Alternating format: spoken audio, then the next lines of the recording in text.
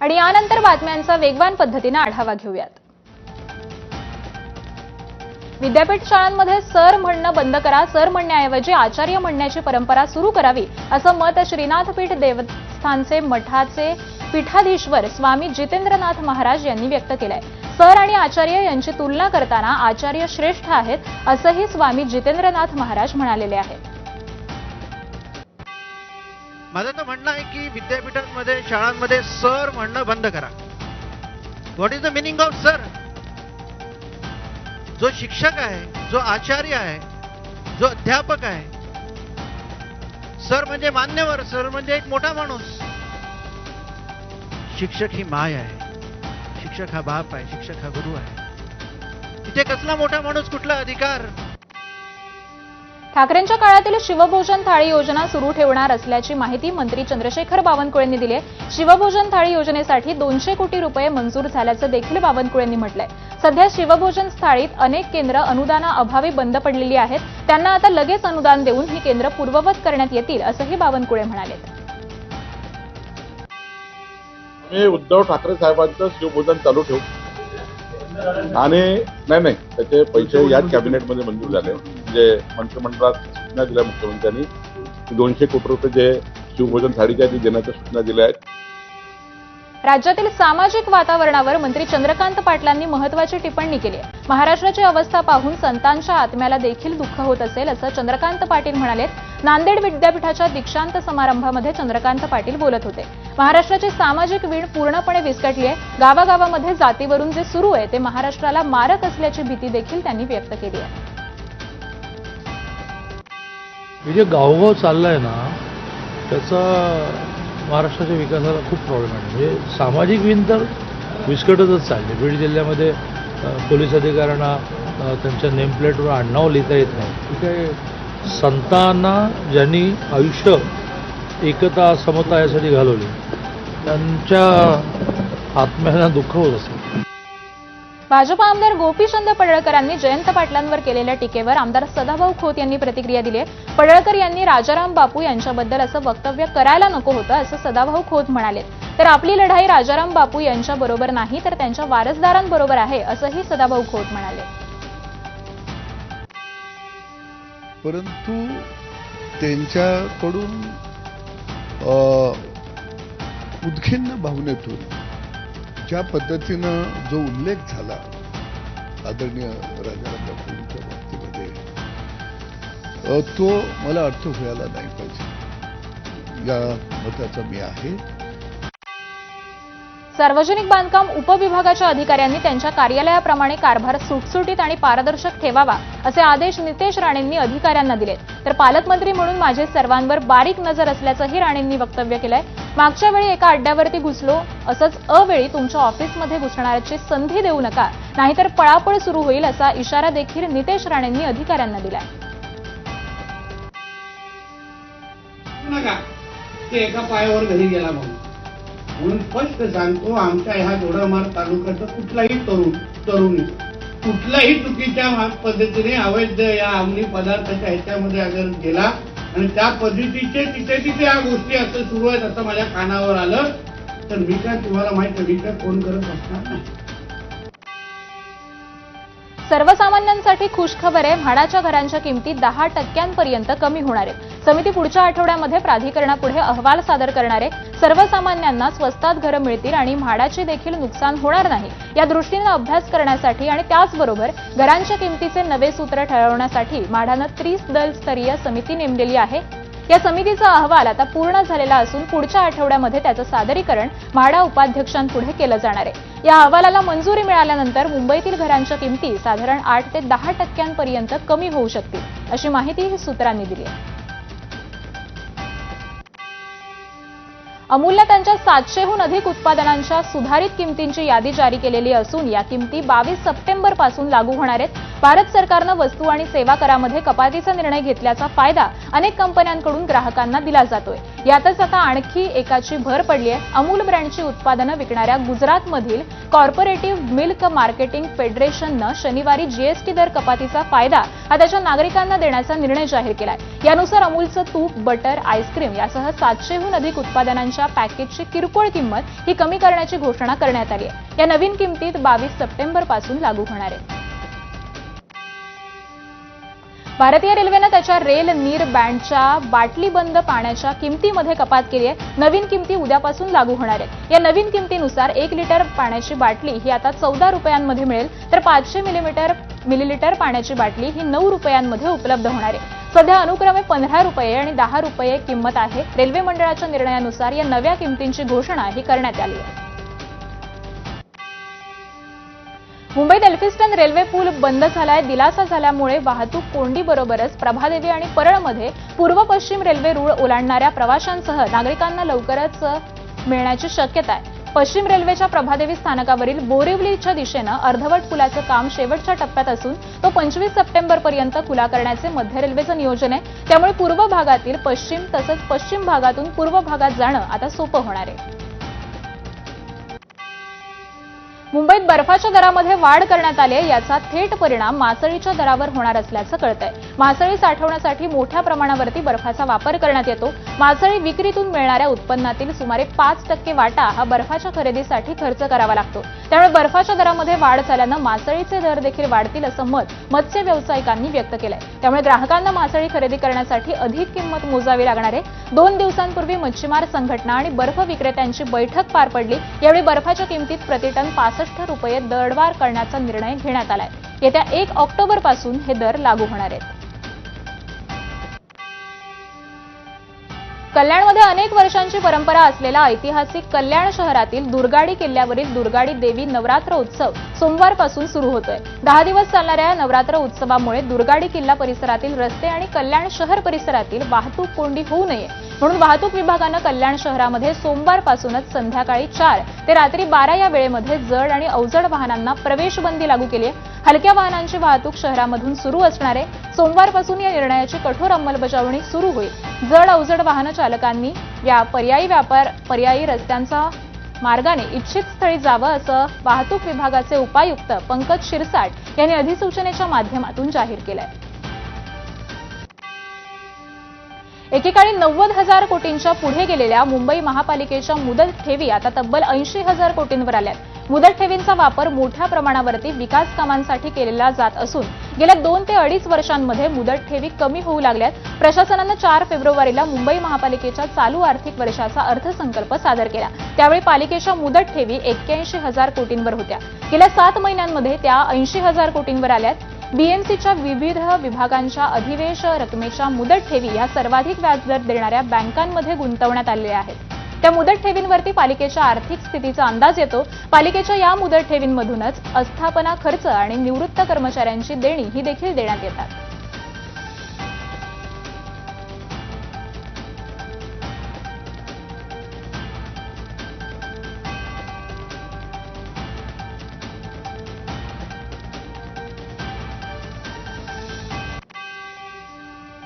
हिंगोली जिल्ह्यामध्ये काल राज्याचे कृषी मंत्री दत्तात्रय भरणे वाशिममधून हिंगोली मार्गे नांदेडला जात असताना ठाकरेंच्या शिवसेनेचे नेते वसीम देशमुख यांनी काळे झेंडे दाखवत भरणे यांचा ताफा अडवण्याचा प्रयत्न केला.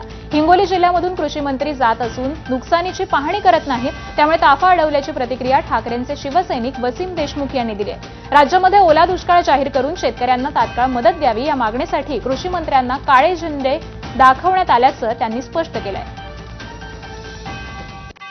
राज्याचे जे कृषी मंत्री आहेत दत्तात्रय भरणे ते वाशिम जिल्ह्याच्या दौऱ्यावर आहेत आणि वाशिमवरून ते हिंगोली मार्गे सरळ नांदेडला जात आहेत आणि हिंगोलीमध्ये कुठेही त्यांचा कार्यक्रम नाही, भेट नाही, शेतकऱ्यांच्या शेतीची पाहणी नाही. आता काहीतरी ठोस शेतकऱ्यांना मदत करा हा एक आमचा विषय होता, म्हणून आम्ही तिथं त्यांना काळे झेंडे दाखवले. कृषी मंत्र्याला आणि राज्यातील दुसऱ्या सगळ्या मंत्र्यांना आता त्यांना आम्ही रस्त्यावर काळे झेंडे दाखवले.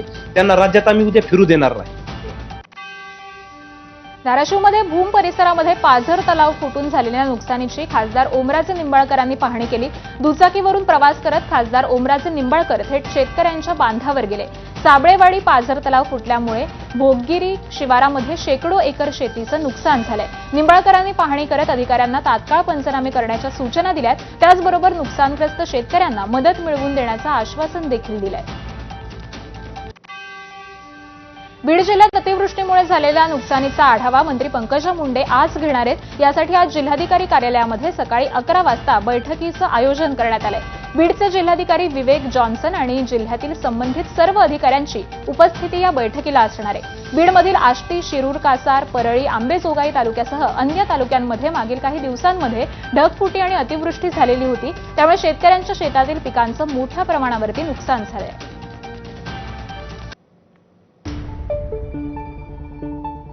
आणि यानंतर एक ब्रेकिंग बातमी पाहूयात. अतिवृष्टीमुळे राज्यातील विविध भागांमध्ये मोठ्या प्रमाणावरती नुकसान झालंय. त्यामुळे राज्यात लवकरच राज्य सरकार ओला दुष्काळ जाहीर करण्याबाबत प्रयत्नशील असल्याचं कृषी मंत्री दत्तात्रय भरणेंनी सांगितलंय. ओला दुष्काळ जाहीर करण्यासंदर्भात केंद्र सरकार आणि राज्य सरकारचे निकष हे पूर्ण करण्यासाठी प्रयत्न सुरू असल्याचंही त्यांनी सांगितलंय.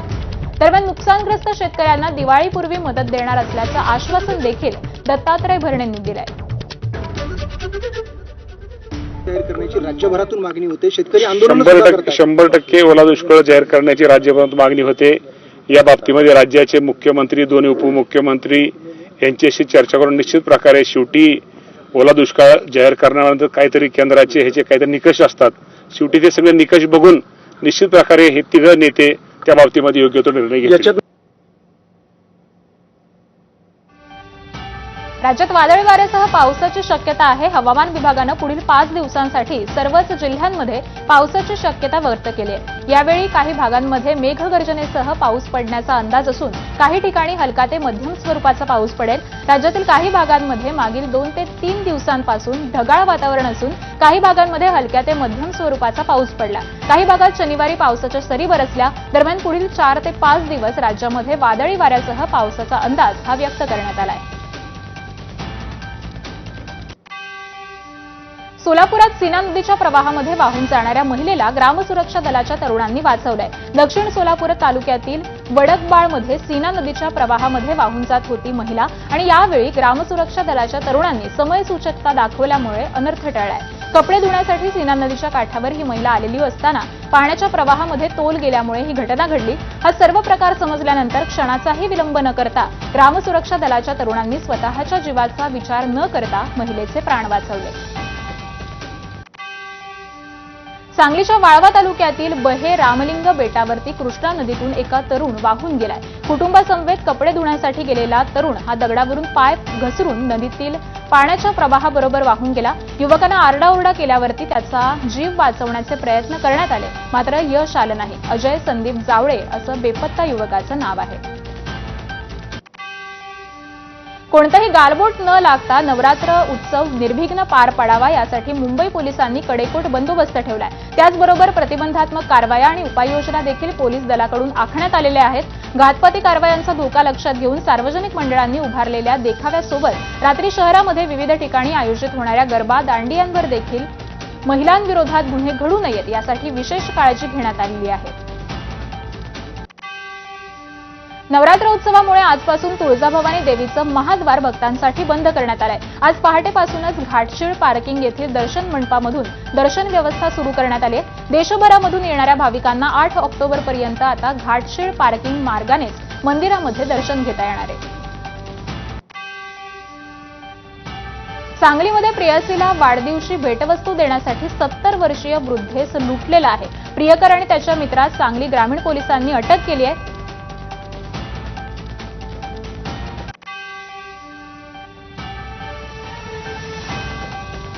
बीसीसीआयच्या नव्या अध्यक्षांची लवकरच घोषणा होणार आहे. अध्यक्षपदाची माळ ही मिथुन मिन्हास यांच्या गळ्यामध्ये पडण्याची दाट शक्यता आहे. तर राजीव शुक्ला यांना बीसीसीआयच्या उपाध्यक्षपदाची जबाबदारी मिळू शकते. रघुराम भट्ट हे कोषाध्यक्ष होणार असल्याची दाट शक्यता आहे. येत्या 28 सप्टेंबर रोजी बीसीसीआयच्या नव्या अध्यक्षांची घोषणा होणार आहे. 2025 मध्ये होणाऱ्या पॅरा ॲथलेटिक्स वर्ल्ड चॅम्पियनशिपचं आयोजन भारत करणार आहे. भारत पहिल्यांदाच या स्पर्धेचं आयोजन करणार आहे. नवी दिल्लीत 26 सप्टेंबर ते 5 ऑक्टोबर दरम्यान जवाहरलाल नेहरू स्टेडियमवरती ही स्पर्धा होणार आहे. वर्ल्ड पॅरा ॲथलेटिक्सनं गुरुवारी याची घोषणा केली आहे. जपानमध्ये ओसाका वर्ल्ड बिझनेस एक्स्पो 2025 पार पडतंय. महाराष्ट्राचा डंका औद्योगिक क्षेत्रात वाजताना पाहायला मिळणार आहे. या वर्ल्ड एक्स्पोमध्ये इतिहासात पहिल्यांदाच 15 दिवसांसाठी महाराष्ट्राच्या उद्योगाची प्रदर्शनी दाखवली जाणार आहे. इंडिया महाराष्ट्र पवेलियनचे उद्घाटन उद्योगमंत्री उदय सामंत यांच्या हस्ते झालं. हा एक्स्पो पाहण्यासाठी जगभरातील उद्योजक सहभागी झाले. महाराष्ट्राचा उद्योग विभाग देखील आणि शिष्टमंडळ जपानच्या ओसाकामध्ये दाखल झालंय.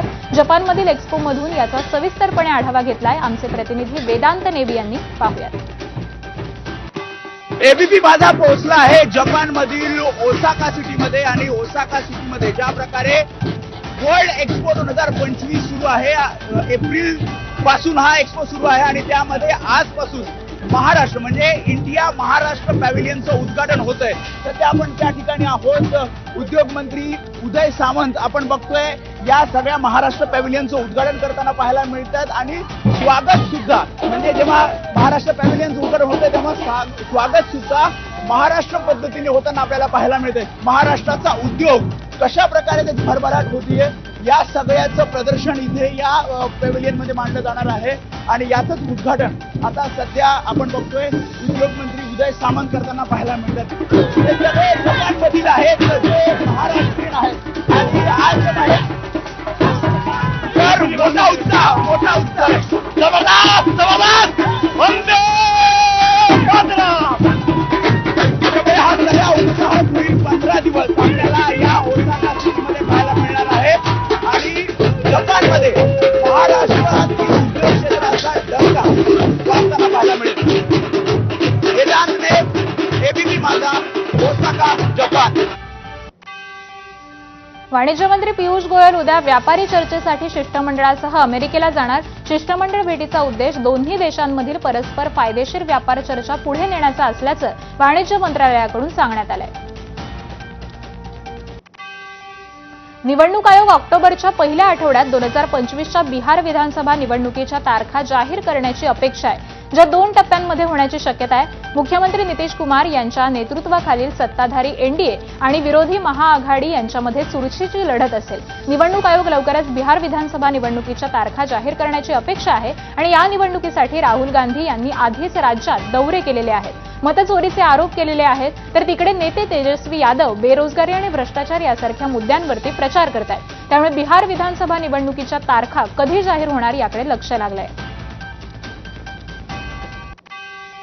उत्तर प्रदेशच्या गोरखपूरच्या खजनी परिसरामध्ये एक धक्कादायक घटना घडली आहे. एका महिलेनं तिच्या पतीला आणि त्याच्या प्रियसीला हॉटेलमध्ये रंगेहात पकडलं. पत्नीनं रागाच्या भरामध्ये पतीच्या प्रियसीला गाडीत चापट मारली. पोलिसांनी हस्तक्षेप केला पण महिला मारहाण करतच राहिली. 3 वर्षांपूर्वी विवाह केलेल्या या जोडप्याला 1-1.5 वर्षांची मुलगी देखील आहे. पोलिसांनी घटनास्थळी पोहोचून तिघांना शांत केलेलं असून पुढील कायदेशीर कारवाईही सुरू आहे.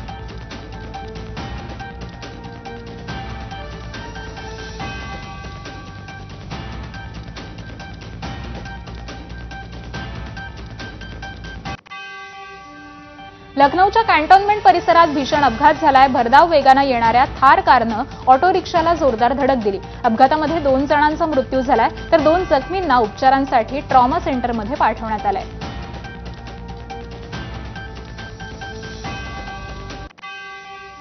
उत्तर प्रदेशातील बस्ती इथं एक धक्कादायक घटना समोर आली आहे. एका घरामध्ये तब्बल 7 सिलेंडरचा स्फोट झाल्यामुळे संपूर्ण परिसरामध्ये भीषण आग पसरली. अनेक किलोमीटर दूरवरती ज्वाळा दिसत होत्या. आगीची सुरुवात शॉर्ट सर्किटमुळे जवळील मिठाईच्या दुकानातून झाली आणि काही क्षणांमध्ये सिलेंडर एकामागोमाग एक स्फोट होऊ लागले. सुदैवानं कुटुंबानं वेळीच घर सोडलं आणि त्यांचे प्राण वाचलेत, पण घरातील सर्व काही राख होऊन गेलंय. घटनास्थळी दाखल झालेल्या अग्निशमन दलानं मोठ्या प्रयत्नांनंतर आग आटोक्यात आणण्यात नियंत्रण मिळवलंय, पण या घटनेमुळे संपूर्ण परिसरामध्ये लाखोंचं नुकसान झालंय. विमानतळाच्या चेक इन आणि बोर्डिंग प्रणालींना लक्ष्य करून करण्यात आलेल्या सायबर हल्ल्यामुळे शनिवारी युरोपमधील अनेक महत्त्वाच्या विमानतळावरील सेवा विस्कळीत झाली. यामुळे अनेक विमानांच्या उड्डाणांना विलंब झाला. या हल्ल्यामुळे बेट प्रवाशांच्या सुरक्षेवर परिणाम झाला नाही, मात्र या हल्ल्यामुळे विमानतळांची सुरक्षा व्यवस्था अभेद्य नसल्याचं उघड झालं, असं मत हे आता तज्ज्ञांनी व्यक्त केलंय. पावसाळा संपत आला असला तरी त्याचा परिणाम केवळ माणसांवरच नव्हे तर वन्यजीवांवर देखील दिसून येतोय. अंबालामधून अशीच एक थरारक घटना समोर आली आहे. गाझियाबादहून अंबालाला निघालेला ट्रक ड्रायव्हरला अचानकपणे प्रवासादरम्यान फुसफुसणाऱ्या आवाजाची जाणीव झाली. तपास करताच ड्रायव्हरच्या सीटवर एक 7 फूट लांबीचा काळा नाग सापडला. लगेचच वन्यजीव विभागाला माहिती देण्यात आली. पथकानं 1.5 तासांच्या प्रयत्नानंतर या काळ्या नाग सापाला सुखरूपरित्या पकडलं आणि जंगलामध्ये सोडून दिलाय. इंदूरमधील खजुरी बाजारात एक धक्कादायक घटना घडली आहे. 2 महिलांनी एका दुकानदाराला काठ्यांनी मारहाण केली. याचा व्हिडिओ सोशल मीडियावरती व्हायरल झालाय. असा आरोप आहे की या महिलांनी दुकानाच्या मालकाला त्यांच्या दुकानाबाहेर विहार उभारण्यासाठी सुरक्षा म्हणून 2 लाख रुपये दिले होते. पण त्या पुरुषानं त्यांच्याकडून घेतलेले पैसे परत केलेले नाहीत आणि त्याचं सामान देखील जप्त केलंय. ज्यामुळे हा गोंधळ उडालाय. पोलिसांनी या प्रकरणाचा तपास आता सुरू केलाय. लखनौच्या सुशांत गोल्फ सिटीतील प्लासिओ मॉलमध्ये सुरक्षा रक्षकांनी काही तरुणांना हल्ला केल्याचा व्हिडिओ व्हायरल झाला. पार्किंगमध्ये गाडीची तोडफोड, काठ्यांनी मारहाण आणि महिलांमध्ये झटापट झालेली आहे. असा हा रक्तरंजित तांडव काही वेळ चालूच होता. काही दिवसांपूर्वीच्या वादामुळे ही घटना घडलेली असून पोलीस व्हिडिओच्या आधारे कारवाईच्या तयारीत आहेत.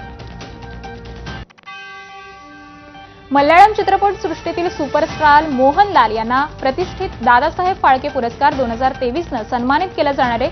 चित्रपटसृष्टीतील आजवरच्या योगदानासाठी मोहनलाल यांना हा पुरस्कार दिला जाणार आहे. मंगळवारी राष्ट्रीय चित्रपट पुरस्कार वितरण सोहळ्यात त्यांचा गौरव होईल. प्रतिष्ठित दादासाहेब फाळके पुरस्कार मिळणारे मोहनलाल दुसरे मल्याळी कलाकार आहेत. त्यांच्या आधी अदूर गोपालकृष्णन यांना 2004 साली हा पुरस्कार मिळाला होता.